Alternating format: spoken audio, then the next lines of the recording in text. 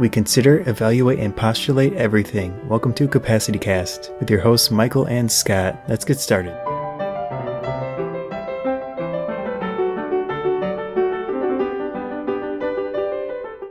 We're talking today about gamers who don't game because they've gotten old and tired, even though they're not old people. Yeah. How much time do you spend with video gaming now versus 10 years ago? 10 years? Or 5 years ago? Maybe even longer ago. 15 years ago. Yeah, I'm pretty old. So I really love gaming, but justifying the time, I think I do it more in spurts. So if there is one specific game that I really want to play, for example, there's this indie guy. It's called Spiderweb Software. He makes RPGs that are very early days look and feel. So I'd buy one of those, and I still do this, and then I play it for a week or two, full, everything in, all in. But then that's it. So that's usually what I tend to do. Is that okay? So going back a little earlier, was there a period in your life where you played a ton of games? Like when Probably high school era. Okay. Yeah. Did you just play them indiscriminately, or did you have favorites like Counter-Strike that you played a ton? Unreal Tournament. Unreal Things Tournament. like that. Yeah, well, we played Unreal Tournament with each other. Yeah, that was back college, actually. I played a lot of Unreal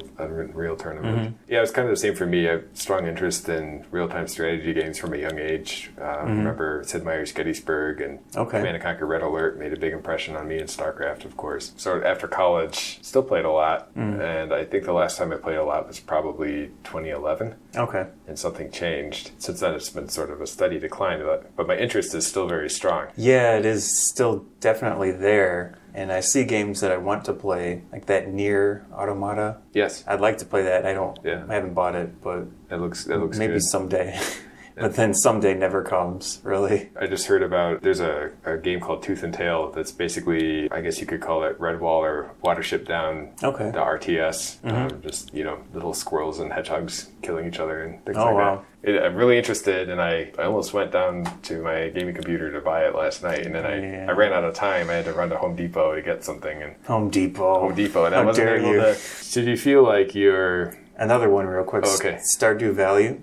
Is that what it's called? Yeah. I really want to buy that and play it, but I know that I shouldn't. So yeah, there are certain kinds of games that are just unthinkable now, right? Like where you're going to spend hundreds of hours. I can see myself spending 100 hours. I kind of feel that way about StarCraft 2, which I enjoyed playing, but just knowing that you need to spend a lot of time to master it has felt like, why am... Oh yeah, now that you mention it, League of Legends, there was probably a span of 5 months that I was super into it, but then reality set in, and I said, okay, that's enough. Yeah, same here. I played maybe 1,000 games of that. The last game I played was April 2013, I think. Just something changed. Yeah, I can't think of... Mine was more recent, but yeah. It's kind of interesting because it has, obviously, there's a generation of people that are having this issue that has implications for the industry, but kind of social too. I mean, it sounds like there's a mix of sort of a natural tail off and then a deliberate choice to spend less time. And how much of each of those things do you think you represent? Deliberate choice. Deliberate choice. You drew the line and you said, I'm not going to do this anymore at some point. Well, I want to make things more than I want to consume things, which is just my personality.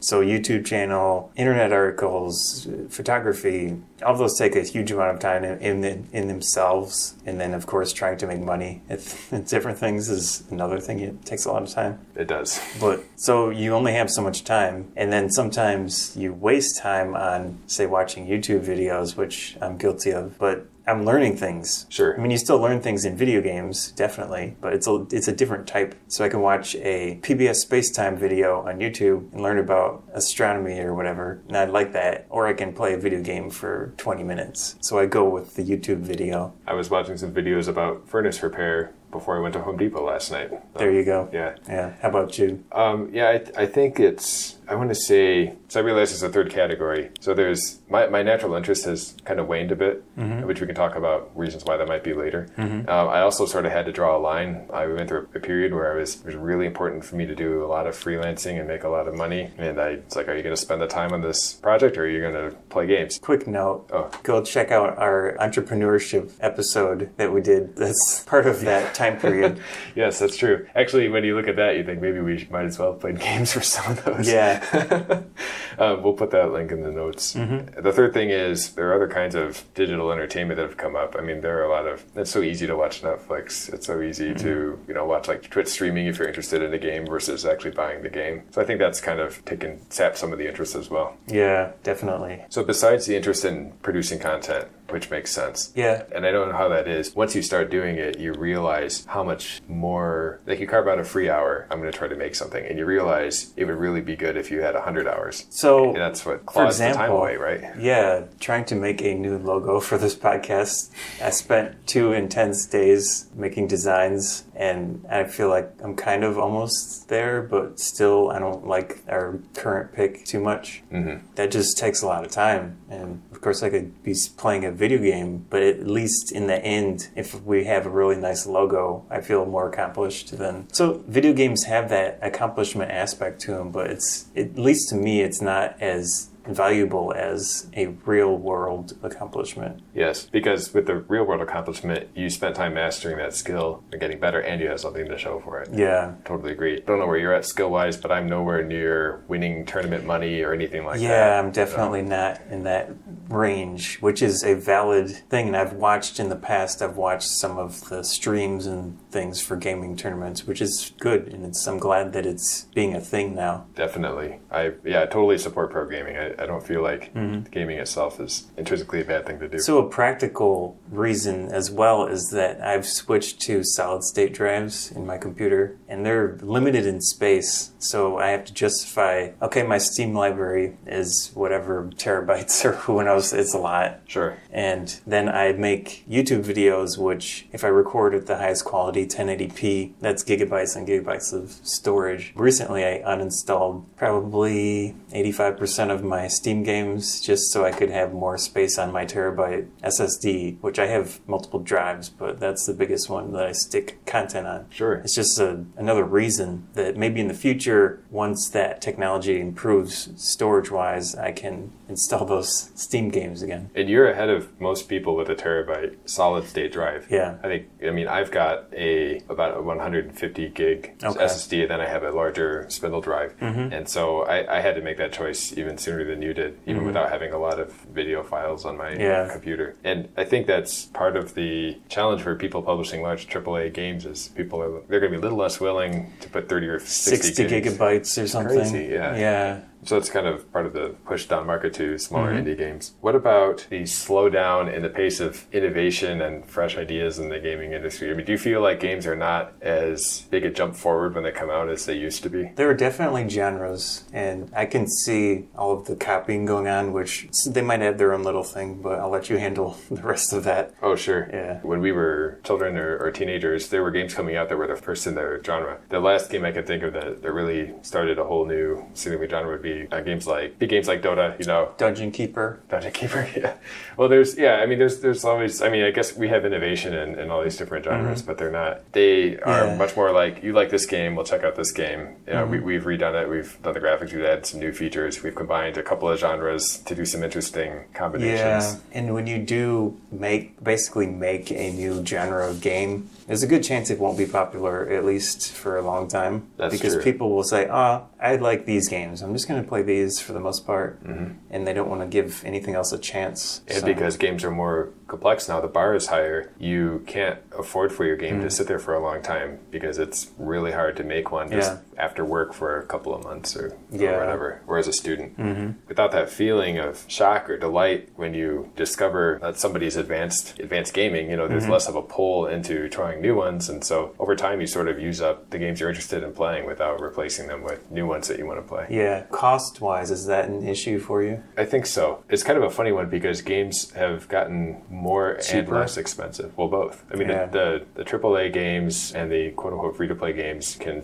cost $100 a year or more now. And then Steam sales and bundles, discount indie games are 15 or below. Yeah, back to League. I remember buying a few skins, definitely. Yeah, I know they're... Which are totally pointless in the grand scheme of playing the game, but they're a thing. That's tough when you, maybe in your college years or sometime like that, we don't mind paying to keep up if we have the disposable income. But of course, once the reality of adult budgeting hits, then you have to say, I'm going to be way behind my friends and other players if I'm going to play, and that feels bad. Yeah, I see a lot of it in the anime/convention subculture. So a lot of people, they put so much time into these games, and I don't know how they manage. They probably don't really manage. That's an important part as well. There's a component of gaming that's addictive, that's psychologically and emotionally unhealthy. Yeah. And many people, if they struggle with those things and when they're adolescents, they eventually grow out of it. Maybe things just clear up for them. They're more brain development, or they get into a relationship that's good for them, or they, sometimes people go to therapy. And once they get rid of that compulsion, then the gaming would go with it. I can say I definitely have been addicted to games before, and that's gone away for me. Nothing so extreme as, what you're describing maybe, but that's an issue as well. It might be partly a personality trait, which I have in some aspects, but I'd like to put that trait into things, like I mentioned, making content or whatever, instead of consuming content. You realize that your ability to become obsessed with something can be harnessed and put to productive use.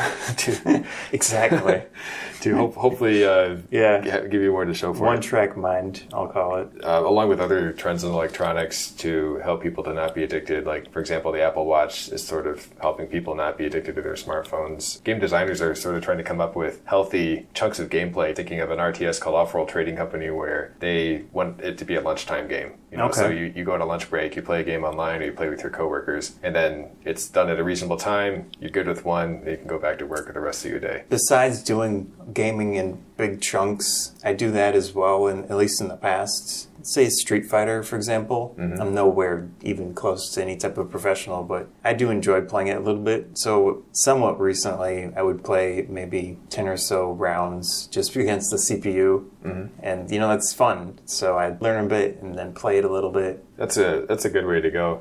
There are a couple of, just thinking of one odd example, there's a law in China where if you have a game that people can play constantly, like you could play Street Fighter constantly, games are required to put a notification, message. To say you've played a lot, you should log off, it's not healthy for you. And there's actually a possibility that games are going to be forced to log players off after a while. Oh, wow. To limit their playtime. Yeah, I don't know. I don't like that just because the government is restricting people's choice. So I'm not on board with that, but I understand the point. It's a significant trend, though. If there are enough people to support a measure like that, that means there must be a lot of people who are feeling similarly about that industry. Yeah. So if you could game as much as you wanted, would you? And if so, what type? Oh, well, what type? I love that real-time strategy genre. I wouldn't do it as much as I could anymore because it makes you just feel bad. It makes your eyes tired. One reason that I stay away from kind of games with a more frenetic play style is I'm worried about ergonomic stress on my hands and wrists,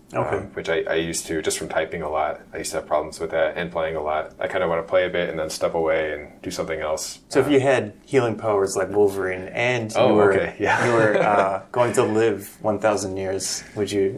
Well, see, in that case, I feel like it would be a great tragedy if somebody had the powers of Wolverine. It didn't go out and fight criminals and supervillains. So that's a no then. Okay. Yeah, I think it has its limit. There are some good trends to make gaming in smaller chunks of time more valuable, and just other forms of entertainment as well, and not to have such big trade-offs. And we talked a bit about lowering costs and games that are designed to be played in smaller chunks of time. There's a genre of games called builder games. They're popular in Europe. They're very fun. You come home from work, the idea is you get on, you work on it for 20 minutes, and you go have dinner, and that's it, and you're content. You've had enough. Yeah. There's sort of a natural diminishing return to your work from day to day.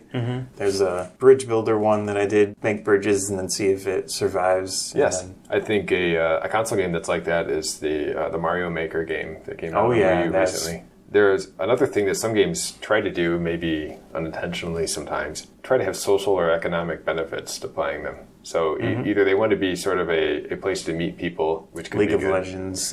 That was why I played it, is because of friends. And that was really enjoyable. I don't regret it. It's just... Exactly. Yeah. I know what you mean. And then also, some games try to help you get good at things. So there's a game I like, actually a series of games I like by a certain developer called Zachtronics is his nickname. And it's called Shenzhen's I.O. And you're basically programming a microprocessor that was invented for the sake of this game. So you're learning how to look things up in a reference manual and put in all these instructions to get it to do what you want. And that's basically programming. That's basically what people do for a job. There are many opportunities to get good at learning a new system, and this basically gives that to people. Yeah, that's good. I think I would hire somebody who got good at the game. I would. Yeah, I really would. So I that's just one example, but I think that some people, and of course there's a dream of going pro in general, multiplayer games. Yeah. Which could have some benefit. It's important to be real about that, of course. We're in our 30s. Do you think there's a time when we're going to get back into this again? Like, all right. Retirement? Retire? I mean, do you think that's going to be a thing that people will do, like this generation? What I would like to do, because there's so many old Super Nintendo games that I even have and I haven't played. So I'd probably try to pick ones out and